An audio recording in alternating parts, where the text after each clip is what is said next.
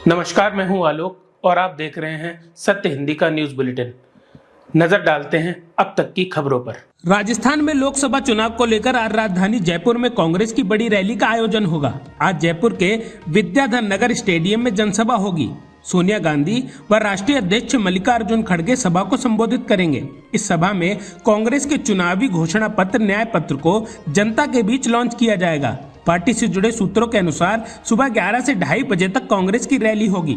इसको लेकर यातायात भी प्रभावित रहेगा। सियासी जानकारों का कहना है कि कांग्रेस जयपुर की इस सभा के बहाने प्रदेश की 6 सीटों को साधेगी। लोकसभा चुनाव के लिए शुक्रवार को पीसीसी चीफ दीपक बैज ने गुंदरदेही नगर से न्याय पत्र घोषणा पत्र के विषय को मीडिया के सामने रखा। उन्होंने कहा कि देश में होने वाले लोकसभा चुनाव के लिए कांग्रेस ने अपना न्याय पत्र जारी किया है और यह न्याय पत्र हर वर्ग के लिए है, जिसमें युवा, महिला सभी बातों को प्रमुखता से शामिल किया गया है। खासकर लोगों को आर्थिक रूप से मजबूत बनाने, सामाजिक रूप से मजबूत बनाने के हर संभवतः प्रयास किया गया है। उन्होंने कहा कि मोदी की गारंटी हर तरफ से फेल हो चुकी है। हमने अपने न्याय पत्र में 25 गारंटियों को शामिल किया है। उन्होंने कहा कि महिलाओं को छत्तीसगढ़ में 3 महीने से महातारी बंधन की राशि नहीं मिली है। यहाँ पर मोदी की गारंटी या तो फेल होती दिखाई दे रही है। उत्तर प्रदेश में मदरसों में पढ़ने वाले 11 लाख छात्रों को फिलहाल नियमित स्कूलों में ट्रांसफर नहीं किया जाएगा। मदरसे चलते रहेंगे। सुप्रीम कोर्ट ने उत्तर प्रदेश मदरसा शिक्षा बोर्ड अधिनियम रद्द करने के इलाहाबाद हाई कोर्ट के आदेश पर शुक्रवार को आंतरिक रोक लगा दी। सुप्रीम कोर्ट ने कहा कि हाई कोर्ट के अधिनियम के प्रावधानों की गलत व्याख्या की गई है, क्योंकि ये कानून धार्मिक शिक्षा नहीं प्रदान करता, बल्कि कानून का उद्देश्य और चरित्र नियमित प्रकृति का है।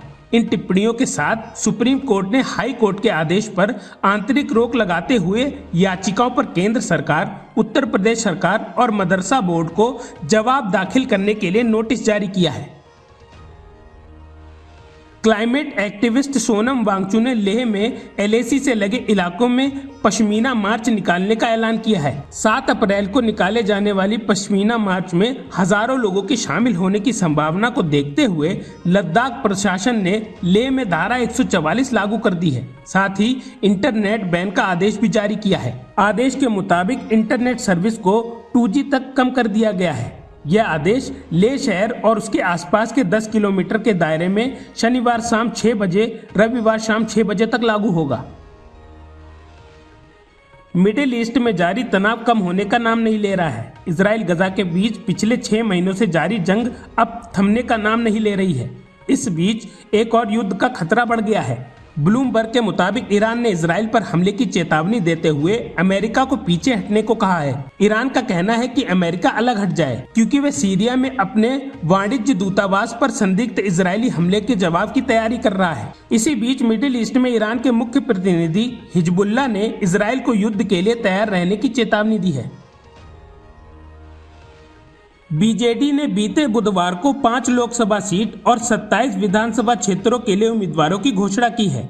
ओडिशा के सीएम नवीन पटनायक के नेतृत्व वाली पार्टी ने अब तक कुल 20 लोकसभा सीट और 99 विधानसभा सीटों पर उम्मीदवारों के नाम की घोषणा कर दी है। लिस्ट से पता चल रहा है कि बीजेडी के कुल लोकसभा उम्मीदवारों में से 1/3 कैंडिडेट्स वो हैं जो हाल ही में कांग्रेस या बीजेपी से बीजेडी में शामिल हुए हैं। इतना ही नहीं, लोकसभा सीटों में 1/3 पर महिला उम्मीदवारों को मैदान में उतारने का ट्रेंड जारी रखते हुए पार्टी ने इस बार भी 6 महिलाओं को उम्मीदवार बनाया है। कांग्रेस पार्टी के एक और नेता बीजेपी में शामिल हो गए। दरअसल कमलनाथ के मनाने पर भी दीपक सक्सेना नहीं माने और उन्होंने बीजेपी ज्वाइन कर ली। इसके साथ ही उन्होंने कमलनाथ से 45 साल पुराना रिश्ता तोड़ लिया है। बता दें कि पूर्व मंत्री दीपक सक्सेना को सीएम डॉक्टर मोहन यादव ने बीजेपी की सदस्यता दिलाई थी। दरअसल पूर्व मंत्री दीपक सक्सेना शुक्रवार की रात भोपाल स्थित बीजेपी के प्रदेश कार्यालय में अपने समर्थकों के साथ पहुंचे, जहां सीएम डॉक्टर मोहन यादव ने उन्हें बीजेपी की सदस्यता दिलाई।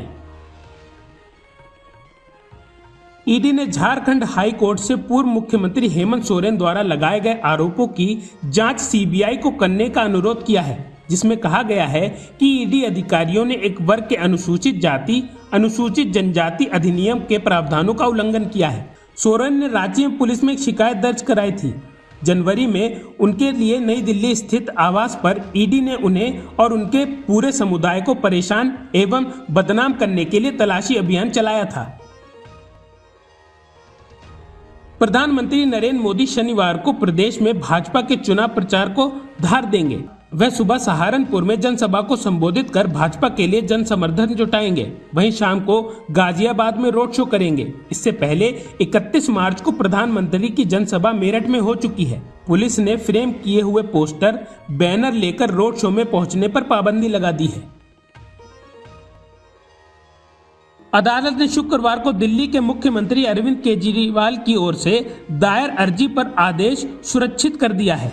याचिका में उन्होंने अपने वकीलों के साथ सप्ताह में कानूनी बैठकों की संख्या 2 से बढ़ाकर 5 करने का निर्देश देने की मांग की थी। केजरीवाल ने तर्क रखा था कि चूंकि वे विभिन्न राज्यों में कई FIR का सामना कर रहे हैं, बहुत सारे कानूनी काम होते हैं, इसलिए बैठकों की संख्या बढ़ाई जाए। राउस एवेन्यू कोर्ट स्थित विशेष न्यायाधीश कावेरी बावेजा ने दलीलों पर गौर करते हुए मामले में आदेश पारित करते हुए तारीख 9 अप्रैल तक की है।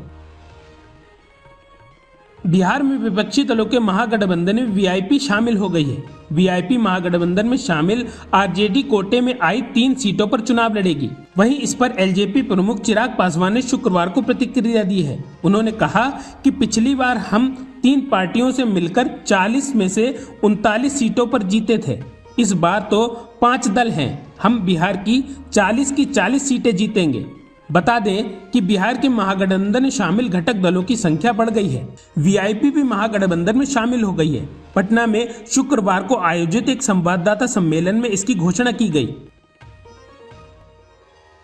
मौसम विभाग ने देश के पूर्व और भारत के कुछ हिस्सों में अगले 2 दिन में लू चलने की चेतावनी दी है। मौसम विभाग ने 9 अप्रैल तक पूर्वोत्तर क्षेत्र में भारी बारिश और तूफान आने की चेतावनी दी है। इसी के साथ ही वीकेंड यानी शनिवार को ओडिशा, गंगेय, पश्चिम बंगाल, झारखंड, महाराष्ट्र के विदर्भ, उत्तरी आंतरिक कर्नाटका, तटीय आंध्र प्रदेश और यमन, तेलंगाना और अलग अलग इलाकों में लू चलने की संभावना है।